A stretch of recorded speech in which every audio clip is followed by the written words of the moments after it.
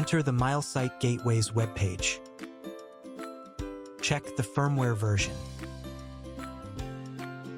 Make sure that your gateway can connect to internet.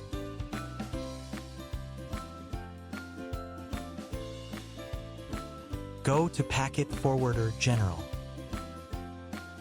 Disable Embedded NS. Create a new destination.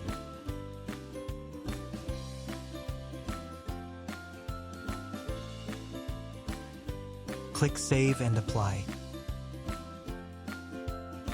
Go to ThingPark platform.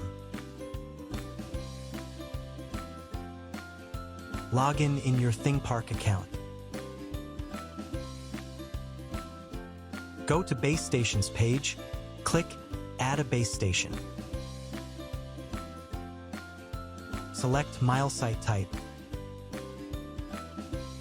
Type information and click Add to add this gateway.